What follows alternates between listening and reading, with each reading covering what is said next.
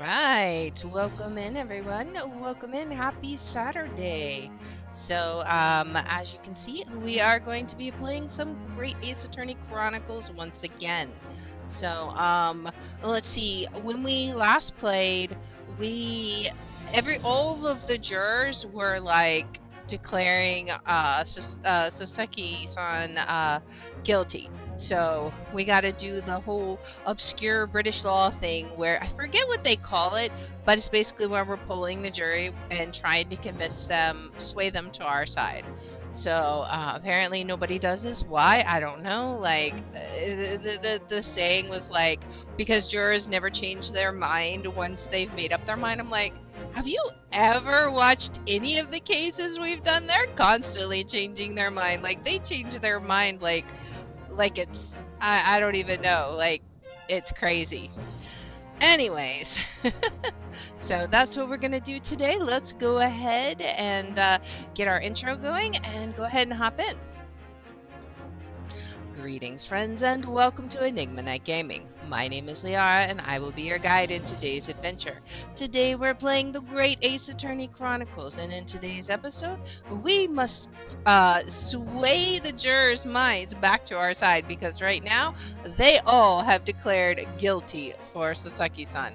So can we do it? Let's hop in and find out. Hey Jizzle, welcome in. The happy lurking. Right. There we go. The defense's rebuttal. The victim may not be well off, but he's a nobleman, and straight up, there's no reason to doubt the man. Well, I do declare the good gentleman has no reason to lie. In fact, I think he's rather splendid. Just look at the accused by comparison. He's Japanese, stoops all the while, and has a mustache. Very fishy. Well, there's no evidence to suggest the gangling actor is a fraudsman. For now, at least. I kind of wonder if we need to pit her against the second lady.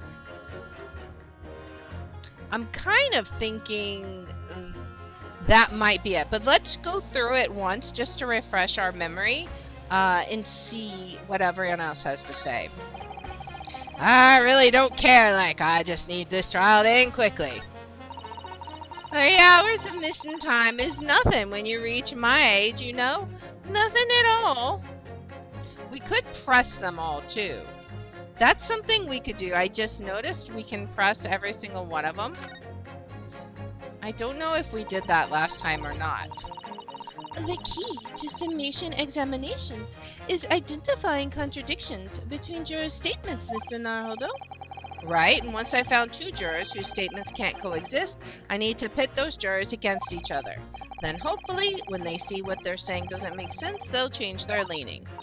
Yes, and if you're able to change the minds of a majority of the jurors, the trial will continue. But conversely, if you're unable to do that, the judge will declare the trial over and move to adjudication. And I can't let that happen. Somehow or other, I have to turn this trial around. Alright, so let's press all of them this time through just to see. The victim may not be well off, but he's a noble man, and straight up, there's no reason to doubt the man. Hold it! Well, there are plenty of people in London who seem noble but poor. Couldn't some of them also be liars? I've no doubt about it. Like that shaky client of yours, for example. Absolutely not. Mr. Natsumi is no liar. Look, the point is, the only thing that passed the victim's lips that night was that Japanese man's tea. When you take the gas man's testimony into account as well, the truth couldn't be any clearer. Well, that's alarmingly logical. But let me be frank here, I'm a gentleman with a gentleman's values.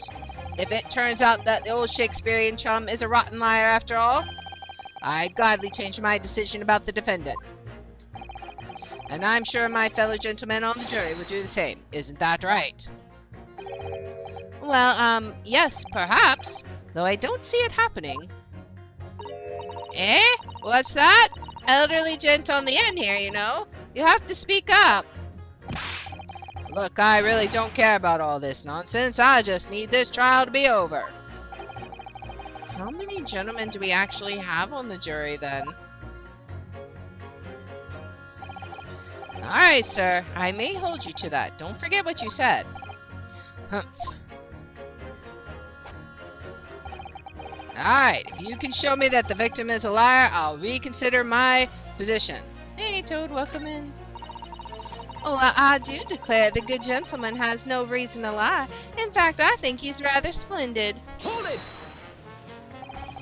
Are you saying you believe the man to be trustworthy because he's rather splendid? No, that's not what I said.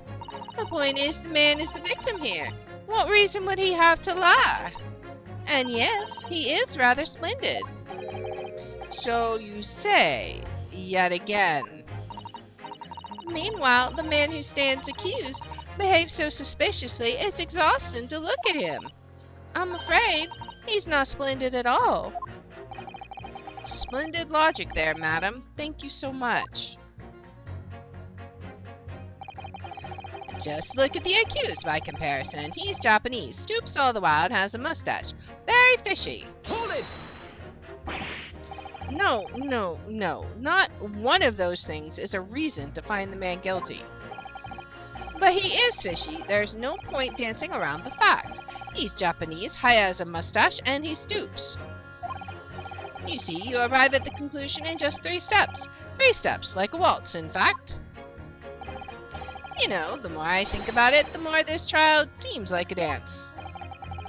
You seem to be several steps ahead of yourself, though, and you're on the wrong foot. No, there's nothing but circumstantial evidence here. There's no actual proof of the defendant's guilt. But the victim's versions of events is backed up by what the big chin man next to him says, isn't it? 1, he saw the Japanese man there. 2, he saw no one else. And 3, he saw the Japanese man there. Oh. That's another 3 steps. All this really does seem more and more like a waltz, doesn't it? Right. And the prosecution will waltz its way to victory if I let you speak much more. There's no evidence to suggest the gangling actor's a fraudsman, for now at least. Hold it! A fraudsman? What do you mean by that, madam?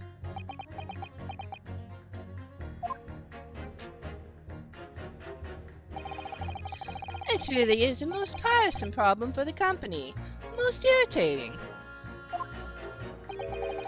We can be absolutely certain that a customer is stealing from us, but without hard evidence, we can't even threaten to take action for fear of being sued. I'm sorry, you've lost me a little there. Who are you? I'm the wife of Augustus Altamont, owner of the Altamont Gas Company. Good gracious, Altamont Gas, you say? Gas is the future of energy in this country and around the globe, but proper handling is essential. As I'm sure our employee from the East End branch office would be the first to agree. Absolutely, Lady Quimby. Gotta be used properly. Ultimate gas is the best in the world, of course.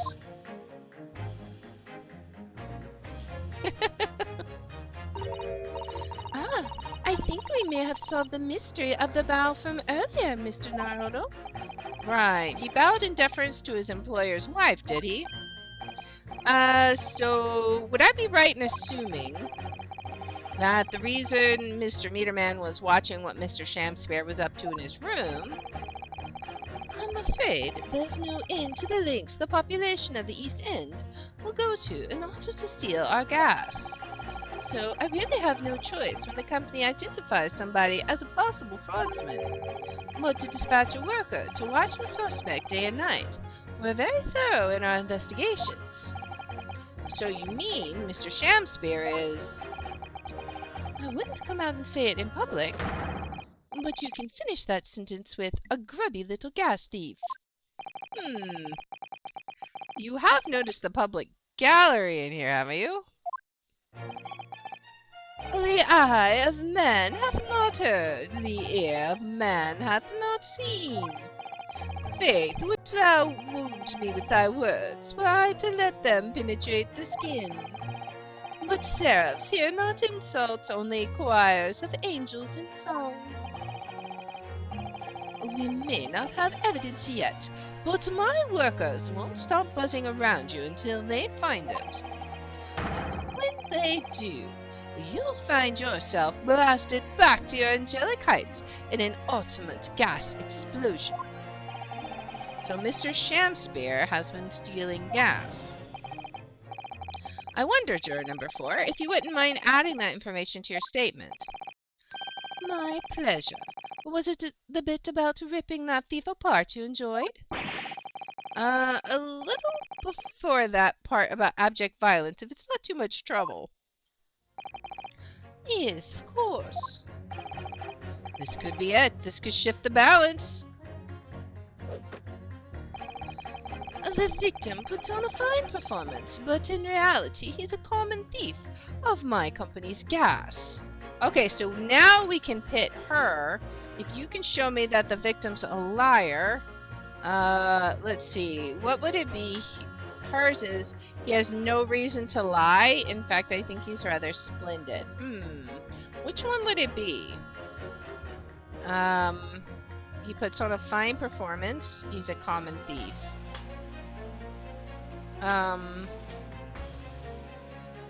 Okay, would it be her? I think it might be her, because he's already willing to reconsider his position. I'm not sure, though.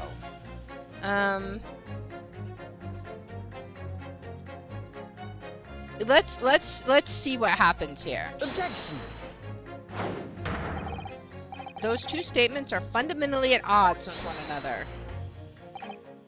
My lord, as foreman of the jury, I must object. What? Being their leader, it's my duty to stand up for all jurors here present, and stand up for them I will. I concur with the foreman. Counsel, I warn you. I shan't obey any pettifoggery. Okay, so maybe it was his. Until you've got your facts straight, keep your pointy fingers to yourself. I thought I did. We're trying to find inconsistencies in these jurors' statements, Mr. Naruhodo. The key to it is comparing the different things they say before attempting to pit them against one another. Alright, I'll have another go. Okay, so let's continue pressing. Let's continue pressing after her, right? I really don't care. I just need this trial to end quickly. So let's press him. You keep talking about needing to take home some money. What's that all about, sir? Finish last, that's what it's about. What's that? I'm talking about the Derby at Hyde Park, aren't I? It was the Queen's Cup last week, wasn't it? Derby? It was a dead cert, that's the thing. I couldn't lose. So I took my wife's secret savings, like. Then, that hopeless old mare went and did the unthinkable. Ugh, that stupid finish last. Oh dear, I think it's clear what happened, isn't it? This is the day the missus uses her savings for a trip down the pub. So come on, let this business lie now. Just give it up. No, that's not going to happen. 3 hours of missing time is nothing when you reach my age, you know. Nothing at all. What do you really mean by that, sir? Well, I'm not one to boast, but I get up at 5 every morning, I do. At 5? You're a really early riser then, aren't you? Huh? What's that now? I said you're an early riser. Oh, well, I wouldn't say that. I mean, I like to while away the hours in the evening reading books as well. But by about 2 in the morning, I'm usually too tired to go on. He sleeps at 2 in the morning and gets up at 5? Oh my, that means he only has 3 hours of sleep each night. What's that, dear? Only 3 hours of sleep each night. That's right, you see. 3 hours of missing time, like I said. It's not much, is it? This really isn't helping. Alright, so I think we've gotten the jurors that we need to pit, right? We just have to find the correct one, which I think it might be the lady and the first juror. So we'll try that. Alright, so let's skip ahead from this. Because we already read all this. So we'll try this. Okay, so let's pit him again. Oh, I shouldn't have pressed. We'll go to the lady, or maybe we can all right. Is it gonna go to the next one? Let's see. All right, yeah. Okay, skip all this, blah blah blah. I wonder if we'll be able to still pit this. Well, we might have to go to the lady to pit it. Let's see. Alright. Yeah, we're gonna have to go to her. Alright, so let's go ahead. And... Alright. So we're gonna pit her against him and see how it goes. So we're going to show that he's a liar, right? Objection! Those two statements clearly contradict each other. Gracious, to whose statements do you refer, counsel? Juror number 1. What are you yelling about, lad? I presume you've heard juror number 4's statement, made by the wife of the owner of the Altamont Gas. Well, yes. The victim, who claimed to be a noble, straight-up man, in fact, turns out to be a common thief. So the good lady says, but there's no evidence, is there? You and I both heard them say as much. It's true, we don't have evidence as such just yet. But the claims aren't baseless, you know. What? You heard me, seeing as his operation has already been compromised. I would suggest that the court hears testimony from our East End branch office employee over there. I'll do whatever you say, my lady. Gasman's honor. He bows again. Juror number 1, you say you're a man of your word. If I could show that Mr. Shamspare was a liar, you assured me that you would reconsider your decision about the defendant's guilt. Yes, I did say that. And as a man of honor, I'll hold to it. As I'm sure the other gentlemen of the jury will. Me? Oh, well, yes. Now that we found out the man's a liar, perhaps we ought to consider the matter further. Well, if I'm perfectly honest, I haven't heard half of what you've all been saying. So if this means you'll recap a few points, that would suit me down to the ground. Oh no, I'm not having any part of this. I want this trial over and done with. In that case, I shall change my leaning. So, Mr. William Shamspare, if that is your real name, we of the jury demand to know exactly what kind of man you really are. Alright. So now the trial will continue. That's 4 jurors, 4 for not guilty. Yes, Mr. Naruto. Victory! Alright.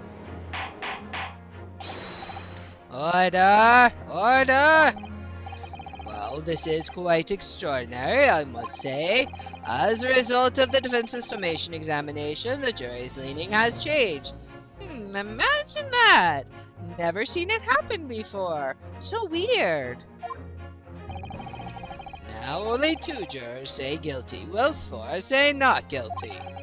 I therefore declare this court to be in a state of disaccord, and order the trial to continue. Oh boy, oh boy. He's like, not happy. You have spoilt the bouquet, Mr. Shamspare. Uh,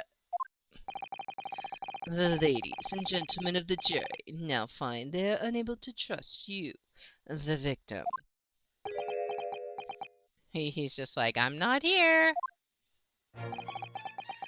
But you gods will give us some faults to make us men. So God mend me, I do swear. This gas man speaketh that which concerned him most. Naught but gas, naught but thin air. Aye, it burneth bright a while, but it hath no substance, and it doth reek foul. Oi, what did you say? Do I take it, Mr. Shakespeare, that you deny the allegations of gas thievery?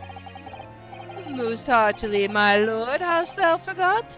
I am as a seraph, an angel, noble of mind, sweet of nature, and verily honest of heart.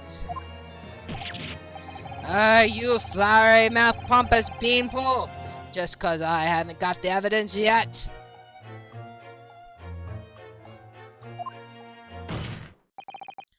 Mr. Shakespeare, if, in fact, you are not noble of mind, sweet of nature, or honest of heart, if you are a liar, then your testimony should have no sway in this courtroom. Oh boy. It is my considered opinion that at the present time no other possible culprit of this crime has been identified. All testimony heard by the court thus far heavily implicates the defendant. In short, it would not be unreasonable at this stage for me to rule on this case. Oh, no.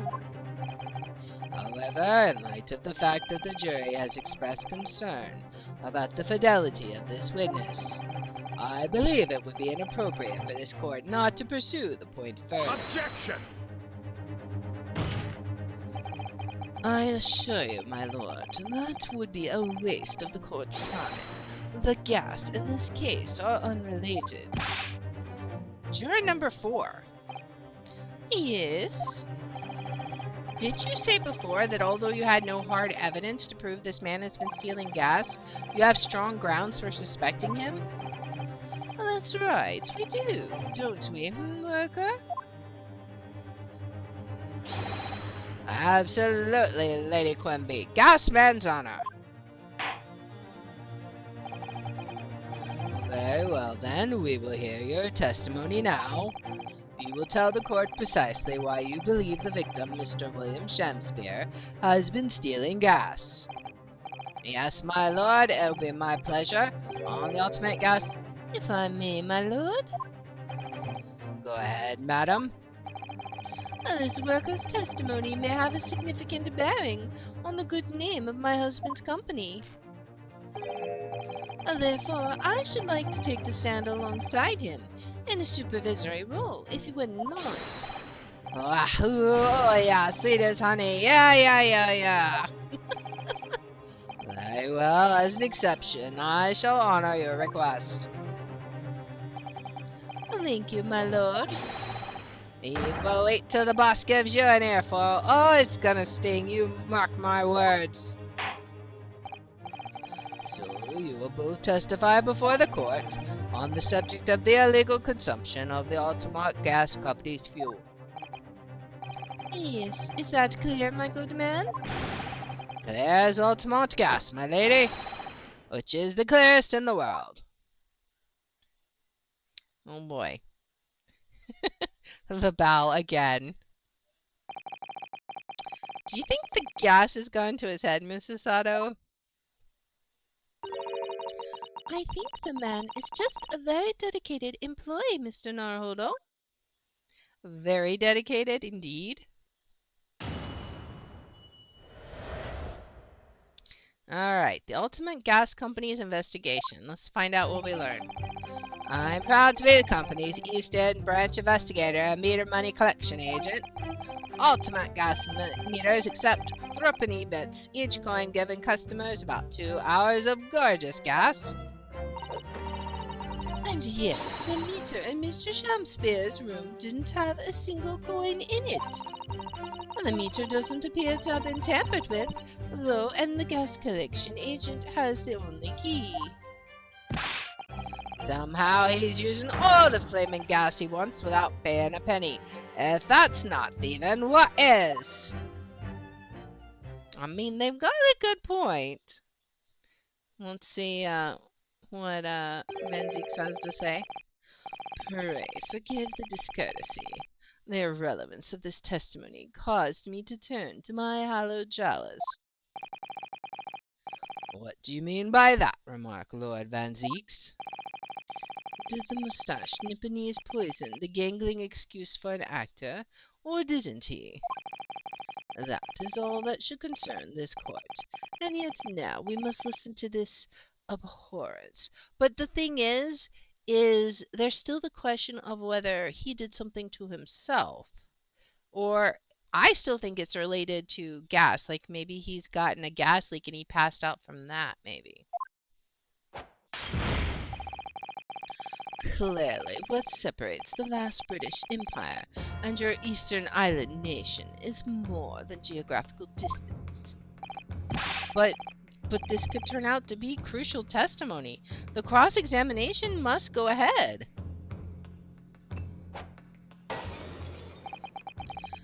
Do what you will. Lord Van Zieks appears to be in a violent mood. Yes, he does. An attempted poisoning, and an instance of gas theft with no supporting evidence.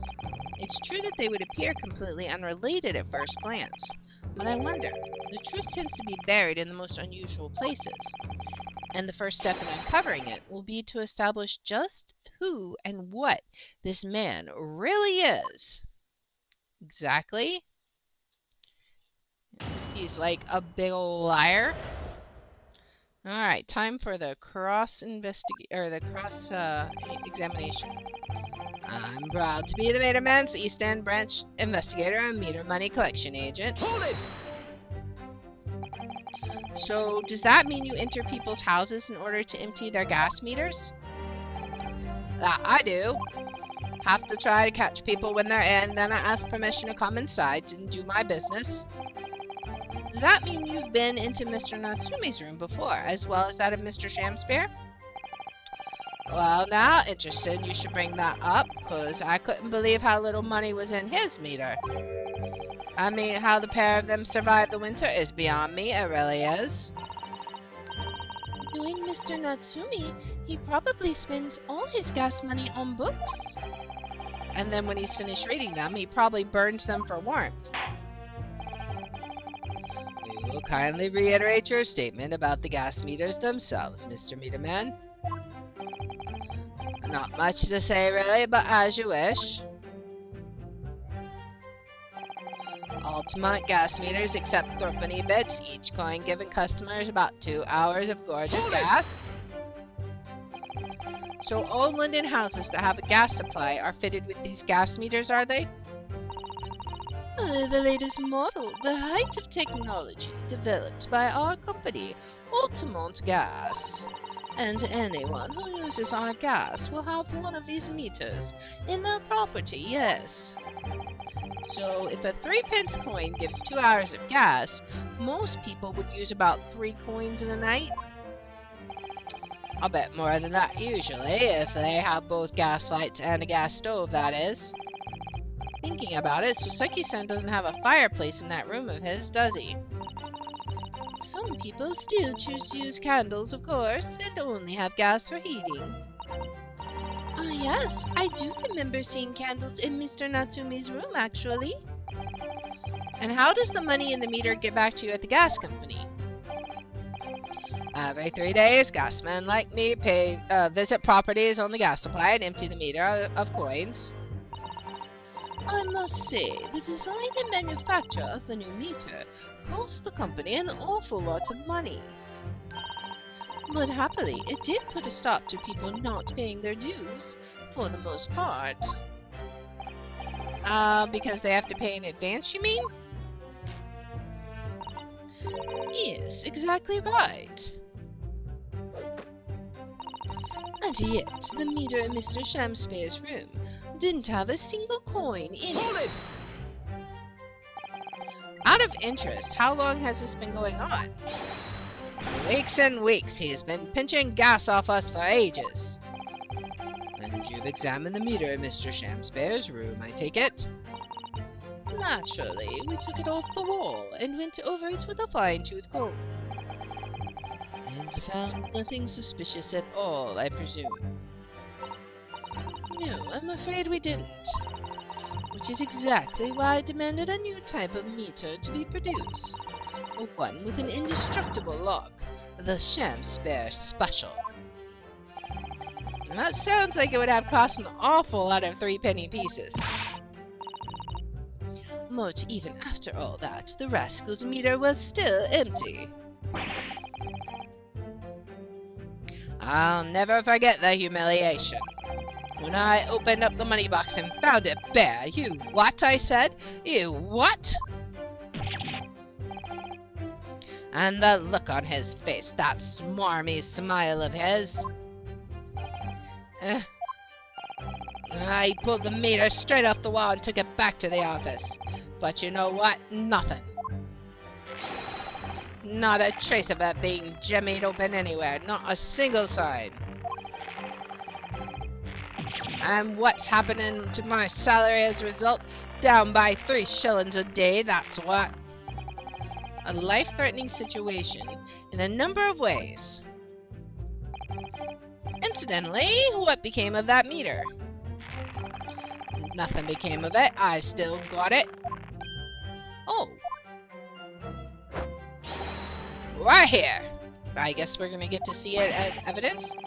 No wonder they call you the meter man. I think it would be prudent for the court to sequester this item while the trial is ongoing. Alright, so we've got it disperses gas for a set time. After a coin is inserted, it sports a very strong lock developed especially with Mr. Shamspare in mind. Definitely. Although at first glance, there doesn't appear to be anything unusual about it. Let's move this along, shall we? Continue with your testimony. Although I would say it has as much value as the contents of that meter. Ugh. My goodness. The meter doesn't appear to have been tampered with, although the collection agent has the only key. Hold it! There's only one key for all of your meters? Well, in truth, there's another key in the company vault at our main office. But even if someone had somehow managed to get a hold of the key, we'd know if the coin box had been opened. Oh? How? I came up with a rather clever way to expose any shenanigans as it happens. Would you care to explain? Well, now, in order to empty a meter, you have to unlock the padlock and remove the cover. But when I close the cover again, I stick a little beeswax seal on it, you see. A seal? Like the sort of thing you'd put on an envelope, you mean? Something like that, yes. Basically, you can't remove the cover again without breaking the seal. Now, in the case of Mr. Shamspeare's meter, there were no coins inside at all, as I said. But the seal hadn't been broken either. So that would mean Mr. Shamspare somehow managed to steal coins from inside the meter without opening it? It would seem so, but that would be impossible. I wonder if that's where the mysterious soap came from. Somehow he's using all the flaming gas he wants without paying a penny. If that's not thieving, what is? How do you know that he's been using gas, though? Well, now, since I started investigating this bloke, I've been to his room more than a few times. And on every single occasion, his lamps have been blazing and his stove pounding. It's the middle of winter, and he still turns to me, sweat dripping down his cheeks, and says, "Get thee to a nunnery." Hamlet, indeed. I could wring the bloke's neck. I get all hot under the collar, but still. Every time I open up that flaming meter, it's empty. He's robbing me of my salary, too. What's wrong with the world? Where's the justice? How can Mr. Shamspear possibly be stealing the money? I don't understand. A simple explanation is right before your eyes. What? A toast to you eventually realizing that the gasman could be an accomplice. Yeah, what? Good God, eminently plausible indeed. Well, what do you have to say for yourself? Oh, please, Lady Quimby, I'm a faithful worker. And besides, if the money us gasman collects doesn't tally with how much gas has been used, you dock our pay by the same amount. So you'd be stealing money only to have the same amount taken from your wages? Clearly that makes no sense. Perhaps it's a case of losing the battle to win the war? No, I'm not gonna stir up that hornet's nest. If I went stealing from the company, I'd be finished. It would seem there's no evidence to support the claims of thievery made against the victim, because Mr. William Shamspear is innocent. Pray forgive me if that shatters some illusion my learned Nipponese friend was clearly under. Ugh. Alright, we need to examine that box, I think. I certainly didn't expect to uncover another crime that looks like it's been taking place in the very same room. According to the testimony, it's only the meter in Mr. Shamspear's room that's under suspicion. It does seem as though perhaps it has nothing to do with the incident involving Mr. Natsumi. I know, it does seem that way, but the fact is, since I've been practicing law in England, I feel like I've encountered this at least once already. Cases that are interlinked. Oh. It might seem that two cases have nothing to do with one another at first, but in fact, they're intimately connected. Yes, we have experienced that before, haven't we? I wonder if this is another instance. Perhaps, but we can't be sure of that yet. If the Ultimate Gas Company has been investigating Mr. Shamspear so earnestly, there must be something to it. But then how has he been managing to steal their gas? Alright, so before we go through the next round of questioning, we're going to look in the court record and see what is with this box. Let's examine it. So let's look at the lock first, obviously. And that's a very sturdy looking padlock, isn't it? And the money box is sealed with beeswax too. So if Mr. Sholmes were to get up to any mischief, he'd be found out immediately. Mr. Naruto, mischief of that kind is not the sort of things that Mr. Sholmes would... You know you didn't finish that sentence, don't you? Well, anyway, it's understandable that the gas company would want to safeguard the money that's rightfully theirs. But it does feel a little over the top, perhaps, doesn't it? Alright, let's look. We got these screws down here. Can you unscrew it? Oh! Oh, what's... Have you spotted something, Mr. Naruhodo? Just here. There's a little hole, do you see? Goodness, you're right. I wouldn't have noticed. It's not a very neat hole. Not professionally made, I'd say. So you think it might have been opened up by Mr. Shamspear? Possibly. It seems the people at the Ultimate Gas must have missed it. Well, it certainly seems to go all the way through to the inside. Yes, but there's no way a coin could fit through there. That's true, but even so, it seems more than a little suspicious. Okay. So maybe that'll be something we can present. Let's keep examining it, though. And see what else we can find. If there's anything else to examine. There may not be.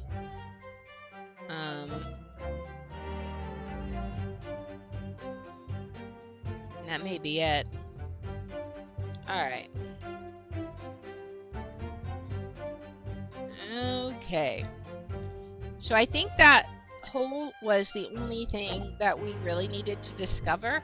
So there's a tiny hole in his base. So now we need to present this against whichever statement it is that talks about him stealing it, right? Alright. I don't know if it's this statement. Let's just keep looking. Ah, there we go. The meter doesn't appear to have been tampered with, though, and the collection agent has the only key. But it was tampered with. Let's present this. Objection! Lady Altamont, I'm afraid to say that this meter clearly does show signs of having been tampered with. What? Get away! I've been over and over that thing. I'm telling you, there's nothing wrong with it. In that case, what do you have to say about the small hole that's been made at the base of the coin box? Oh, what? You're right, you're quite right. There's a little hole there. Well, the meters aren't supposed to have that, none of the others do. In other words, we can assume that Mr. Shamspeare secretly opened up this hole himself. Yes, I wouldn't be at all surprised, but why? Yeah, why? I mean, it is tiny. We couldn't get a farthing through that, so I'm guessing he put some kind of wire or something to like maybe pull the coin slot down so that it registers like a coin was put in. That would be my guess. Lady Altamont, I wonder if you could give the court some more details about your meter design? What sort of details? Well, what I'd specifically like to know is how it differentiates coins. How does the meter tell the difference between different coins? What do you mean? Well, for example, if someone were to put in a 1 penny coin, that wouldn't work presumably, would it? No, of course not. So, well, how does the meter know that the coin it's been fed is a threepenny bit? Ah, I see what you're getting at now. The meter tells the coins apart by their shape and size, which includes their thickness. A threepenny bit is about 3/4 of an inch in diameter, you see. Other coins just won't fit. Ah, I see. It's clearly been very well thought out. A witness will amend her formal testimony with that information in case it is pertinent. As you wish, my lord. Okay, so now what do we do? The meter is designed for coins. The exact diameter and thickness of a threepenny bit. Nothing else will fit. Alright, let's just press it for now. But conversely then, it would seem that anything matching a 3-pence coin exactly in terms of diameter and thickness could equally well be used. Would, that be true? Well, yes, in a way. The weight comes into it to a certain extent as well. We thought of that anyway. If I find any fake coins inside the box when I empty the meter, the contract says the customer has to pay 100 times the amount they diddled as a fine. We live for moments like that, us gasmen do. Live for them. It would seem the gas company has thought of everything.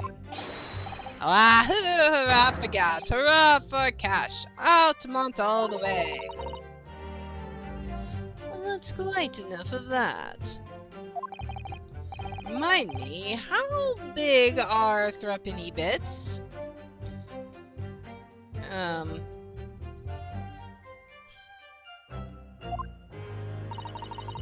About 3/4 of an inch across. What do you think, Mr. Naruhodo? Is this 2 centimeters measurement significant? Or perhaps there's some other aspect of the meter's construction that we should be focusing on? Yes, you may be right. Perhaps I should try a different tack here. Like asking about whether the meter can be dismantled, for example. Let's go ahead and find out. I mean, more information is good. How can the meter be dismantled?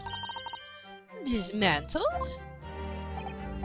Yes, given that there are no signs of it having been forced, I'm wondering if perhaps rather than being broken open, it might have been taken apart. Well, yes, that does make some sense.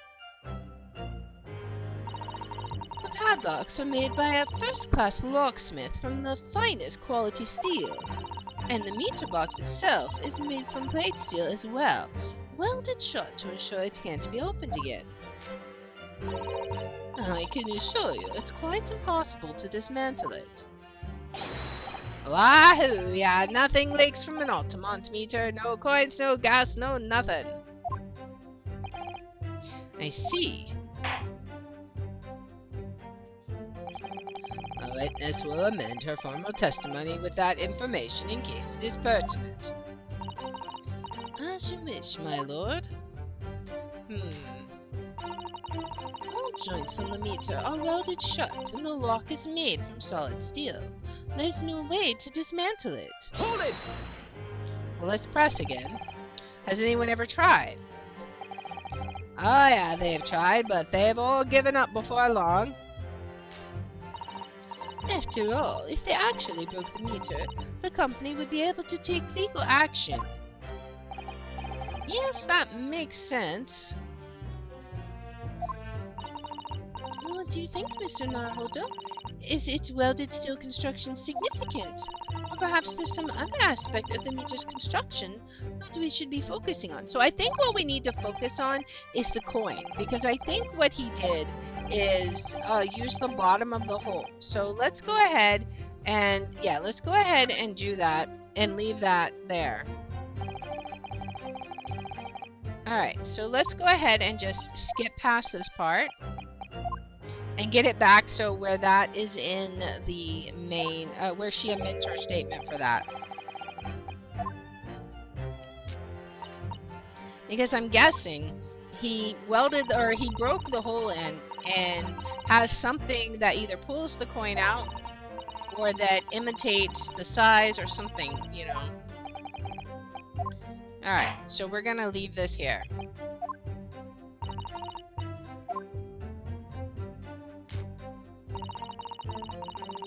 Okay, now what can we do with that? I don't know. Let's look. Oh, I know what it is. I figured it out. Let's look at this.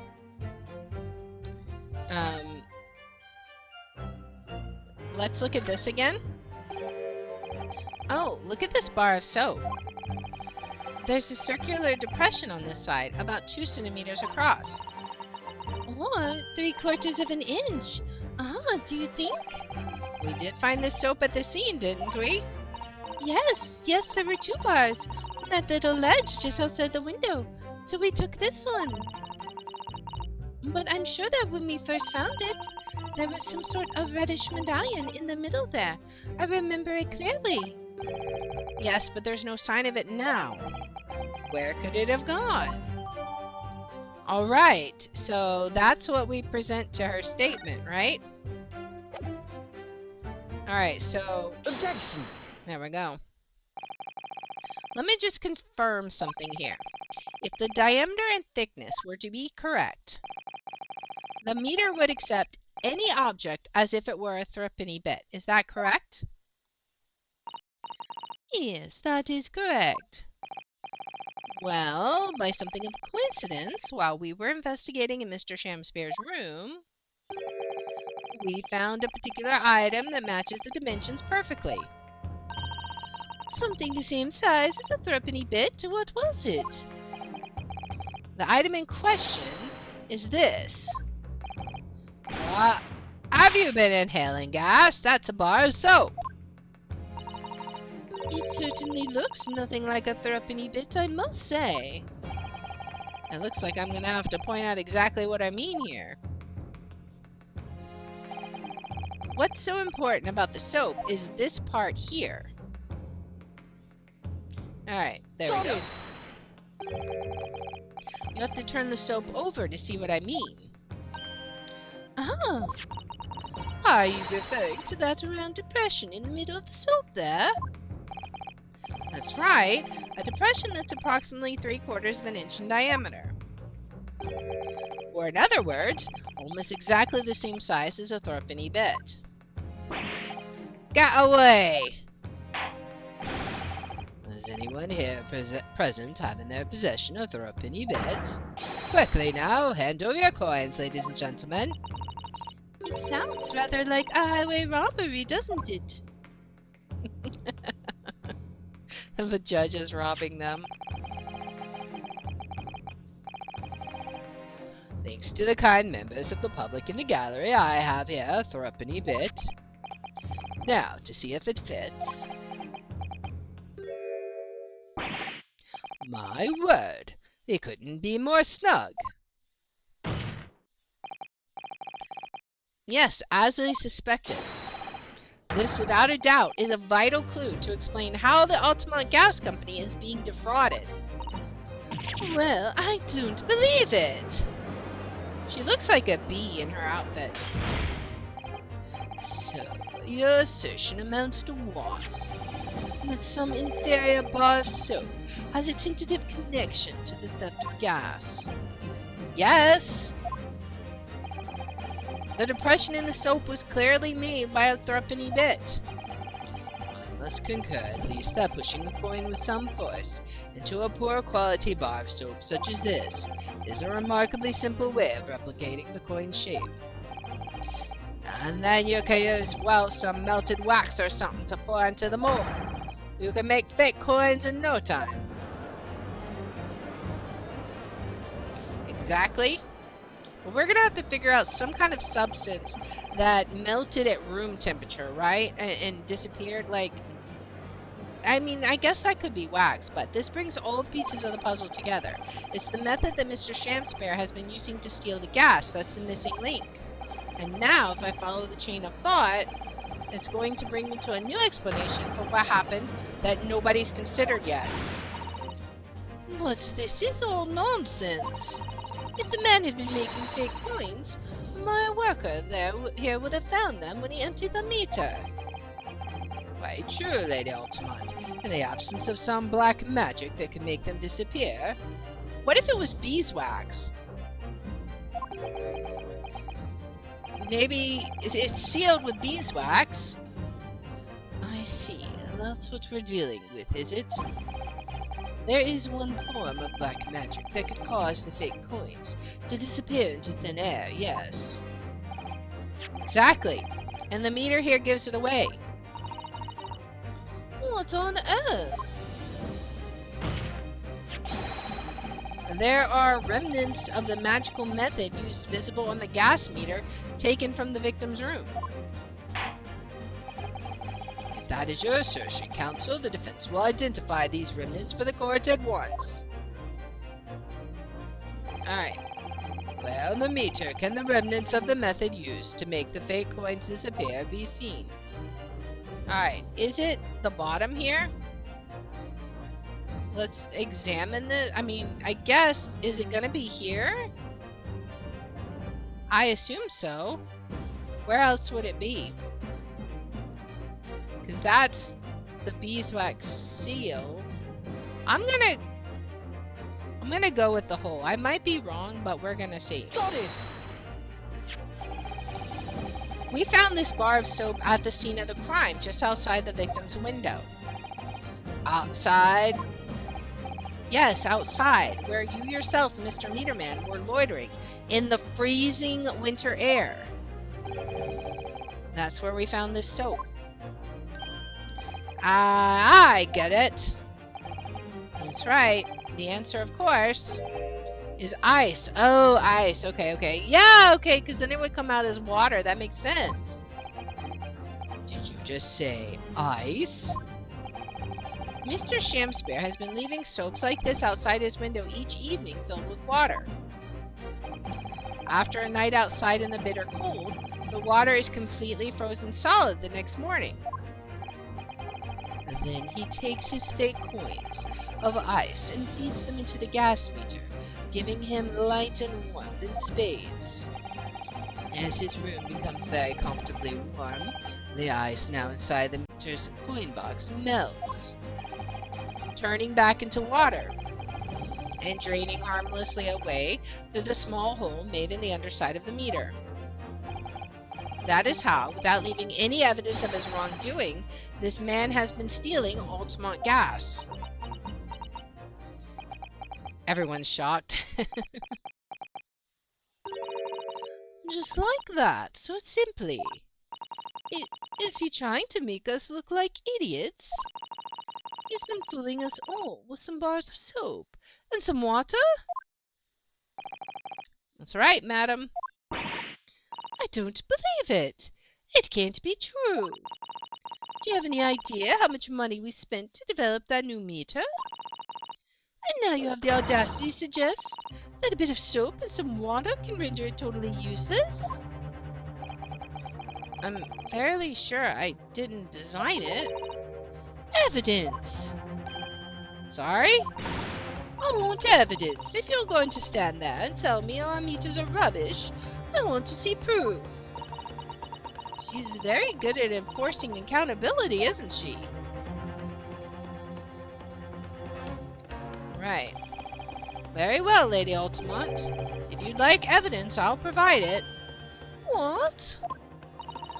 Mr. Naruto, are you saying you do actually have evidence to support this theory? I did notice a trace of something that bothered me a little at the time. And I have a feeling that this theory we've come up with could now explain it. The piece of evidence that substantiates the theory about how Mr. Shamspare has been stealing gas is... Let me look at this again. Let me examine this. It has this. We examined that. Let me see what it says again. This must be the cup that Mr. Shamspare was drinking from then. It's stained on the inside. Tea does that, I'm afraid. Even green tea. Really? I've never noticed before. You've never noticed? Well, I never leave it in the cup long enough to leave a mark. I like to gulp it down. Drink tea while it's hot. That's the Japanese way, isn't it? Oh dear. So many people have the wrong idea about our culture, and most of them are Japanese. I wonder if it could be that. But let's look at the evidence a little bit more just to make sure. Okay, so this was the receipt. This is the street map. Alright. We have this. I don't know how this is relevant to anything, but okay. Let's look at this. This. Okay, it's got the water under it. Okay. Let's present the picture. Take that! This is a photograph of the scene at the point when the victim was discovered, taken by Inspector Gregson. And it clearly shows the remnants of the crime carried out by Mr. Shamspare. What remnants?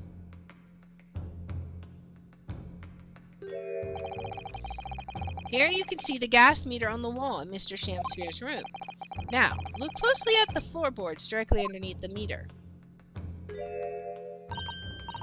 What? What is that? Some kind of grubby stain? Almost certainly. It's a water stain resulting from the liquid drained out of the hole made in the meter. If one coin gives around 2 hours of gas usage, and the occupant was heating his room in all his waking hours, we can imagine he would have used around 10 of his fake coins each day. The melting ice inside the meter's coin box would have been dripping out almost constantly, leaving a stain on the floor. This is awful! And there's further evidence too. Mr. Shamspare is slumped over his table, apparently having consumed strychnine. And right there next to him is a bar of soap broken in half. You're right. It would appear to me then, Counsel, that the man was eating the soap, was he? Pardon me for disagreeing with your lordship, but certainly not. He didn't beat about the bush there, did he? In truth, Mr. Shamspeare was found with a fork in his hand. A meal of soap is sounding increasingly likely, Lord Menzies. Do you mean to say he was using that fork to... Yes. To extract a frozen coin from the bar of soap. Ah! But the bar broke in half. So perhaps it didn't go very well. Good gracious! They both look like bees. I just realized that. Uh-oh. What are you gonna object to now? Lord Van Zieks? I was throwing my hand up in despair, and happened to catch my hallowed bottle on the way. Pray forgive my melodramatic mistake. What is the meaning of this, Counsel? Allow me to pose my learned friend a question. What exactly did you establish with your most recent cross-examination? Well... That Mr. William Shamspeare is a liar and a thief.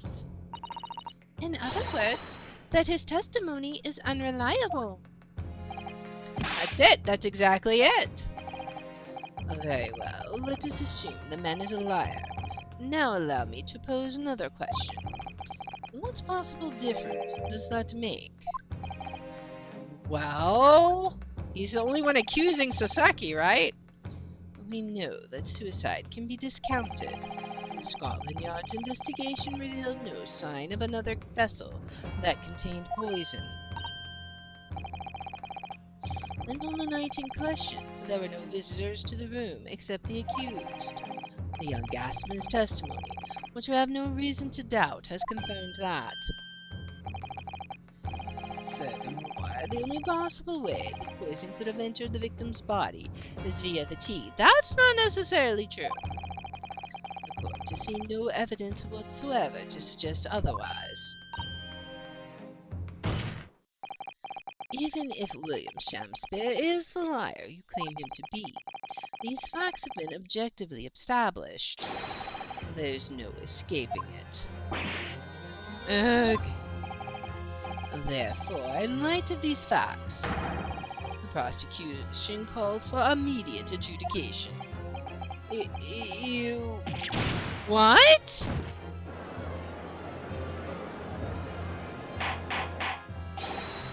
Order! Order! Well, counsel, how does the defense respond? Mr. Naruhodo! What was the point of that last cross-examination? Did it actually get us anywhere? Or did it make no difference at all, like Lord Menzies is saying? Let's raise an objection. No, this isn't over. The defense will not rest. What? Counsel, you've successfully explained everything. You've identified and substantiated the unscrupulous method employed by Mr. Shamspeare to consume gas. What more is there to discuss? Lord Menzies just highlighted 3 facts in order to make his point. But contrary to what he would have the court believe, not all of them have been objectively established at all. What are you trying to say, my Nipponese friend? At least one of those so-called facts is an assumption made due to a lack of evidence. We don't know that he consumed the poison through tea. But this situation has changed now following the cross-examination of the latest witness to take the stand. To be absurd. What is this nonsense? Yes, when you bring everything we've learned so far together and consider it as a whole, it's clear. There's no question that we now need to reconsider, mainly, was someone else responsible? Was there another visitor? Was the poison in the tea. I think it's got to be, was the poison in the tea? But it could also be, was someone else responsible? They're going to say nobody else came in because the gas man said no one else came in. So I would say it's either was the poison in the tea or was someone else responsible.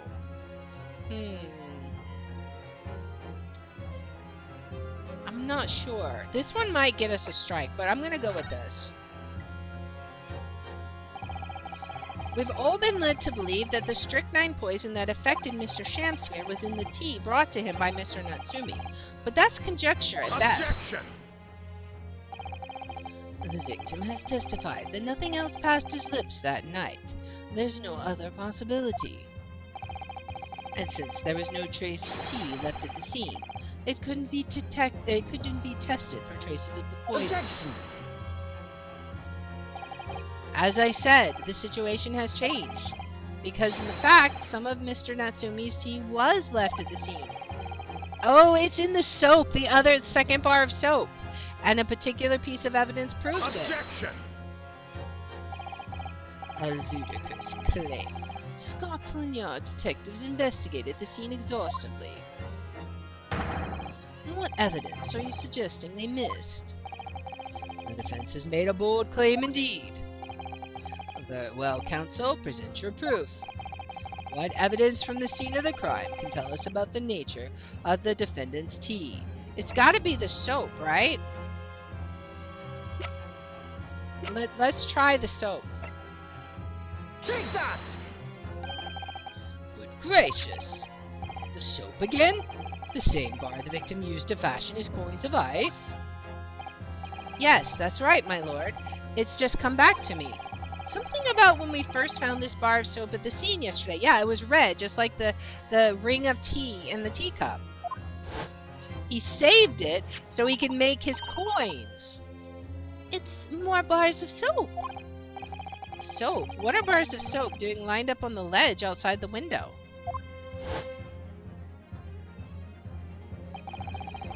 I'm quite certain that when we originally stumbled upon the bars of soap, there was actually a frozen coin in each bar.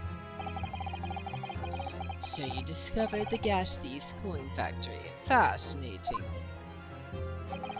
In a way, yes, but there's more. The coins we found in the soap at the time weren't normal ice. There was something strange about them, you mean? Exactly, something very obviously strange. They were red. The ice was red? No, you mean... That's right. It's obvious to me now. The fake coins in the soap were made from frozen tea. What? I would remind the court of a statement made by Mr. Natsumi earlier in this trial. That evening, yes, I did take some freshly brewed tea with me when I visited Mr. Shamspere's room as a gift. The public water pump outside always freezes at night, so I bought bottled water especially to make it. And this is the result. Never will I touch tea again. Never. Ah, yes, I believe there had been a snowfall that day. It was particularly cold. Sadly, on such occasions, the poorly constructed water mains on the east end are prone to freezing. So on the night in question, Mr. Shamspere, having no running water to use, was forced to use the tea brought by Mr. Natsumi in order to make his fake coins. My word. Now, it's going to really suck if they test the tea and it has strychnine in it. There were 2 bars of soap on the window ledge when my judicial assistant and I investigated the scene. That's right. And we only borrowed one of them. Which means that even as we speak, some of the defendant's tea is still present at the scene of the crime. Frozen solid in a bar of soap outside Mr. Shamspere's window. Extraordinary! Earlier today, Inspector Gregson informed the court that if even 1 drop of tea remained, Scotland Yard would be able to analyze it for poison. As such, we are now in a position to prove or disprove what has until now been mere conjecture. By finding out for sure whether or not Mr. Natsume's tea actually contains strychnine at all. Ah, you smug Nipponese. My lord, we cannot do the defendant the injustice of passing judgment now. The police should be dispatched to recover the remaining bar of soap from the scene at once, and the defense requests a thorough analysis of the frozen tea embedded in it to determine whether or not it contains any poison.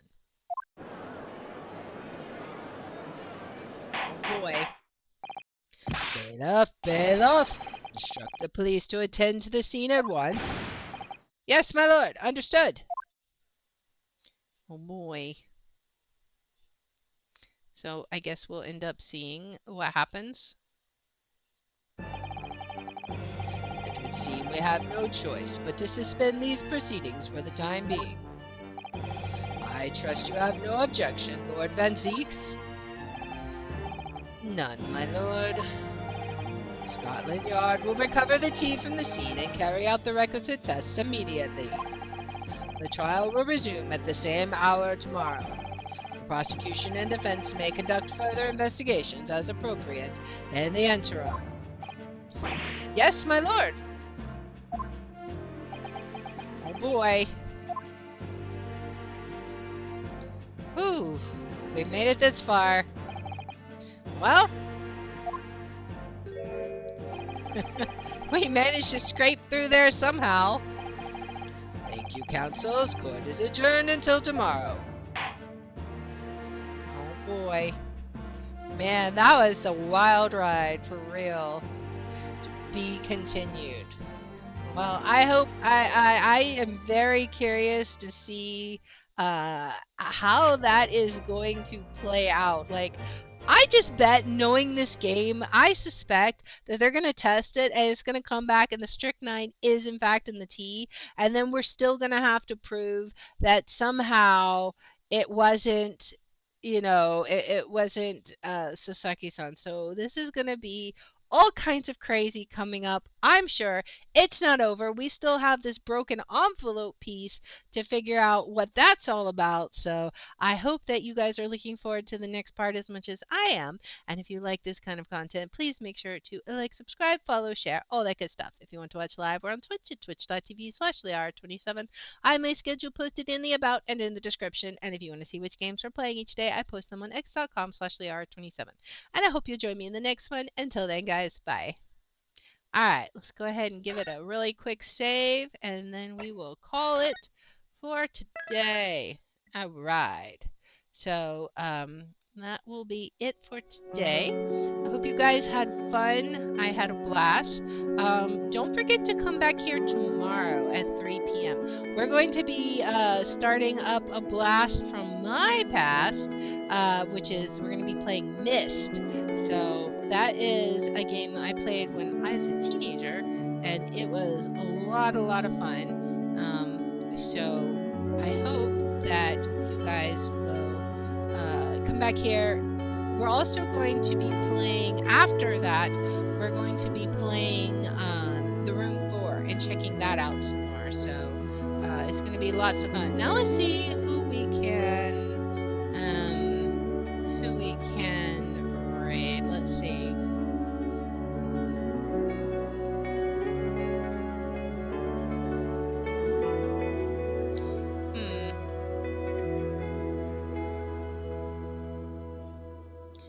Who do we want to raid? I'm looking to see. Let's see if any of our friends are on, first off. Looking and seeing what games people are playing.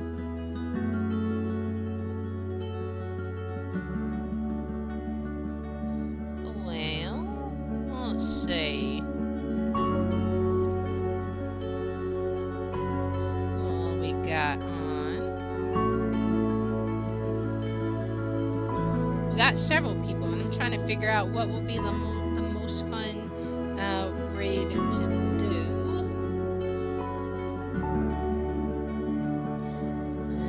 Let's see.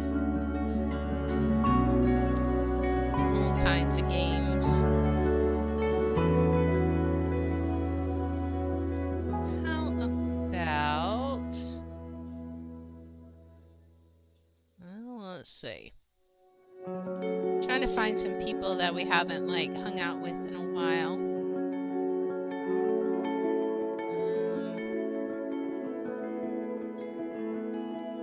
What do we got? How about y'all want to watch some Pal World? We can raid Irish Dev.